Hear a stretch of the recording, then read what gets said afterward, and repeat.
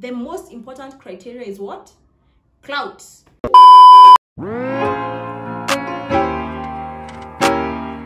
What's up, guys? Welcome back to my YouTube channel. If you're new here, hi, my name is Mwangi. I'm a first year at Harvard University and I make college related content. If you're a returning subscriber, what's up? How are you doing? Thank you for supporting me. Thank you for coming back to watch my videos. I hope you have a great day wherever you are. Look at you, glowing and all that. So anyway, you've read the title of the video. Let's get into it. Today we're talking about how to make a college list. It's late November, early December coming up. I know you all are struggling with coming up with a college list. I changed my list so many times. Funny story, I was supposed to do Duke ED. That was supposed to be my ED school. Dangerous. So here are a few tips. Here are a few of the criteria that I used. I can't believe I said that well. Criteria I used to come up with a college list of 14 universities, which included all the Ivies. So I don't know if I'm the best person to give this advice, but whatever, you know, whatever. Let's start. So what I think is a better way to do this is to write a really long list of all the possible universities you could go to and you could apply to, and cancel out the ones you don't like. One of the best pieces of advice I've ever gotten is it's easier to know what you don't want than to know what you want. So what I did is I wrote a really long list of more than 50 universities, then I canceled them out as I went, you know. And a list is a list. It can be changed. It's not fixed in stone until you actually apply and spend your coins, but feel free to always change your list whenever. Don't ever feel the pressure to like stick to that list. First thing, how many times do I say this in this channel? I don't know. Research. Everything here is going to require you to sit your ass down and do some research. Google is your friend. When in doubt, ask Google, okay? Financial aid and cost. Have you seen the price tags of these universities? $50,000, $85,000, $90,000. If you can afford that, kudos to you. These universities are really expensive and most of us cannot afford them. If you can, that's totally fine. So you need to find out which schools give financial aid to international students. You need to find out the different types of financial aid. Are you going to take student loans? Dangerous. Are you going to take are you going to receive a grant? Are you going to receive a merit scholarship? You need to be aware of the types of aid available.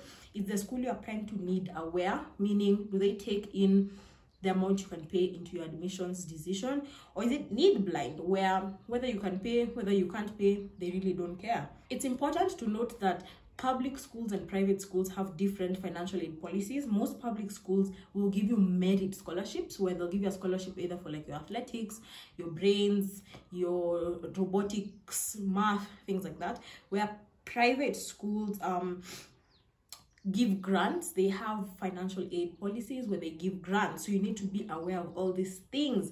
A financial aid video is coming up soon, so stick around for that.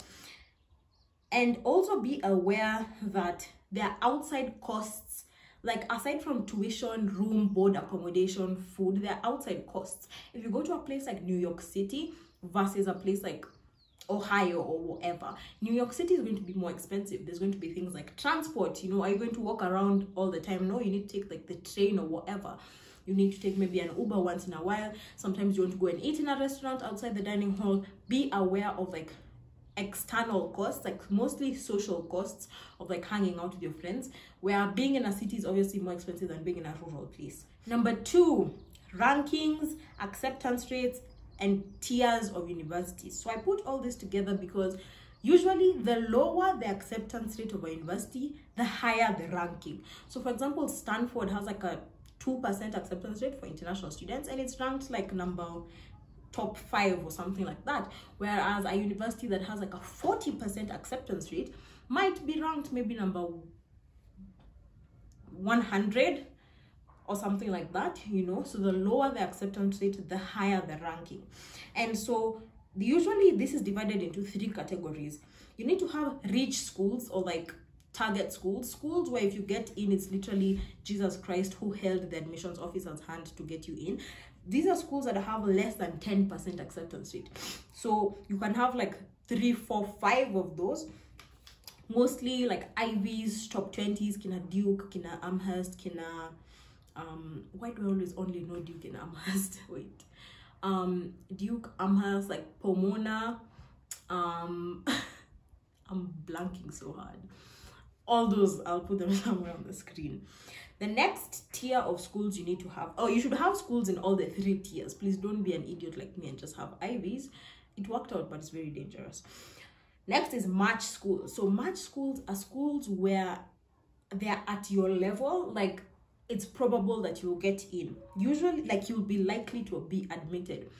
The acceptance rates are, obviously they are on a spectrum. They're like not fixed, they're not like discrete, whatever. But like they have acceptance rates of like more than 20% to about like 40%. Like a school with a 30, maybe 40% acceptance rate is a match school. Schools where your GPA is like in the 75th percentile, your SAT score is in the 75th percentile. Yani a school that like at your level, you know. Then the next category, the last one, is safety schools. These ones are what I call backup schools, which is not very nice. But these are usually schools with like 40% and above acceptance rates. And the interesting thing is that they're usually public universities, and take that as you may. These are schools where you think it's obvious that you'll get in. It's never obvious, but like it's like a school where that has like 75% acceptance rate. If you get rejected from such a school, something is a bit off, you know.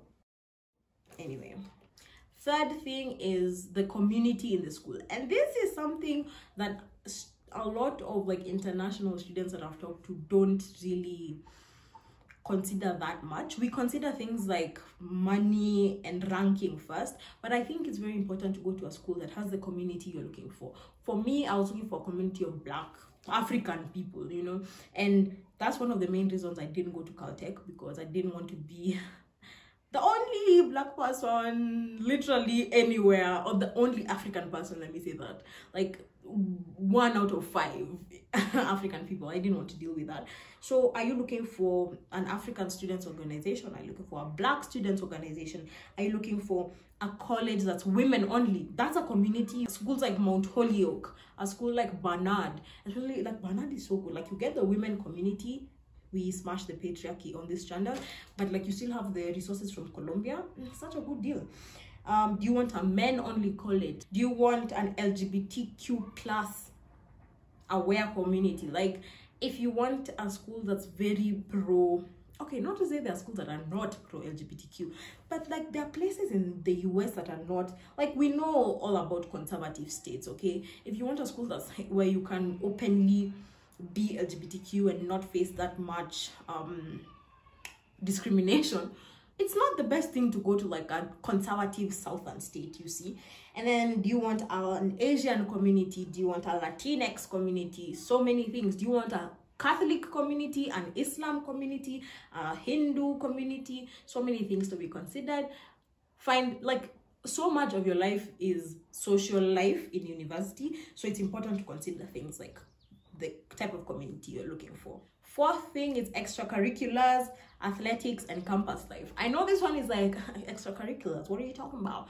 But if you're a person who, like, you play the violin, you've been playing the violin since you're like 2 years old, and you want to go to a school where you can play the violin, then go to a school that has like an amazing orchestra, you know, a school that has maybe an amazing band or whatever. And like, if you're not that type of person, if you're like me who literally didn't care about anything specifically, go to any university, it's fine, we are here.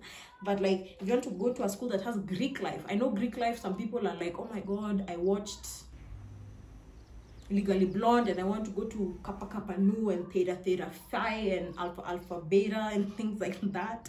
Go to an Ivy like Dartmouth, where Greek life is a big part of the university, you know. So you can consider campus life very important. Also, like, do you want to go to a university that has a big drinking culture? Do you want to go to a university that has a low drinking culture? Do you want to go to a party school? There's no shame in saying you want to party in university. Me, I want to party, okay? It's just that COVID was like, bitch, nah. But like, all I've been doing is studying my whole life. Can I live? Can I live? Can I fucking live? Why y'all? COVID really said, nah, bitch. Anyway, things like that are like very stupid, but my friend, they're important, you know. Get that. Hey, but please be of legal drinking age.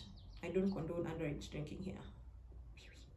Next, which I think should have come before the alcohol, priorities, is the major. Well, that's funny. The major, the programs, and the jobs. I put those three together because they're intertwined. So if you want to study journalism, yeah, don't go to a university like per se like Harvard, where journalism is not a major. Go to Northwestern, where they have a journalism major and like a school of journalism. If you want to study engineering, go to a place like Cornell, go to MIT, go to Harvard. People are sleeping on this university called Harvard. Please, it's so amazing. If you want to be an engineer, check it out. Go to UChicago robotics lab, mind blowing.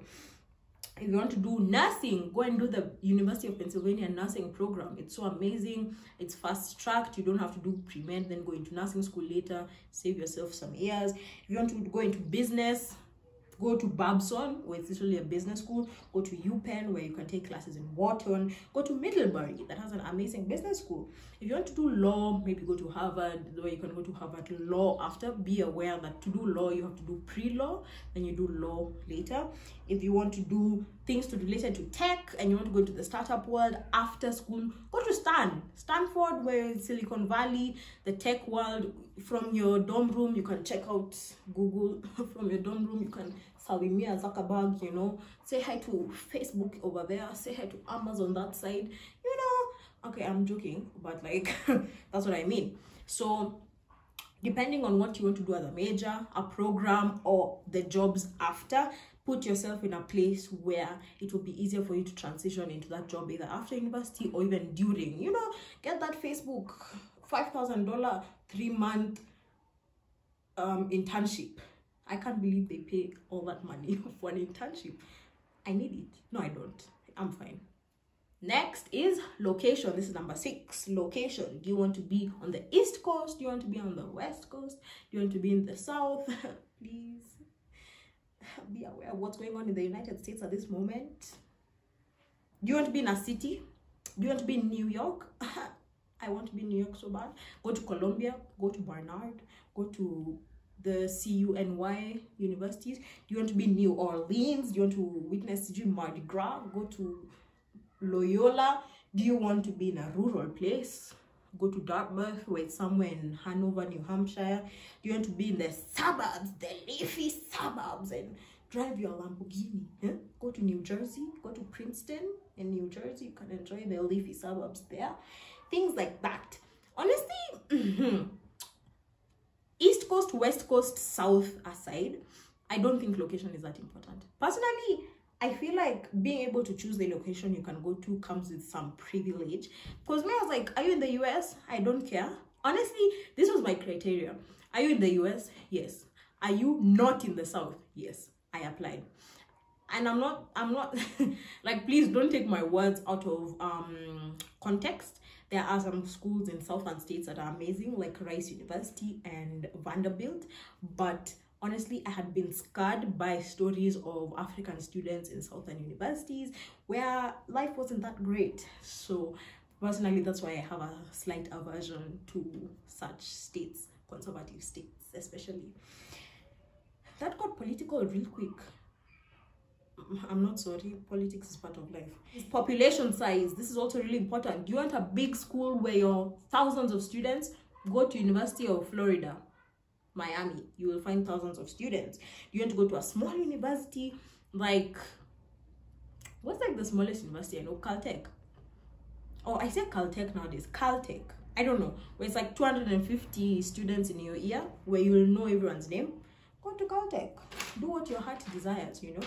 But if you want to go to a big place where like you meet new people, you won't be recognized, you get a clean slate, go to a big university. You go to Cornell. Cornell is really big.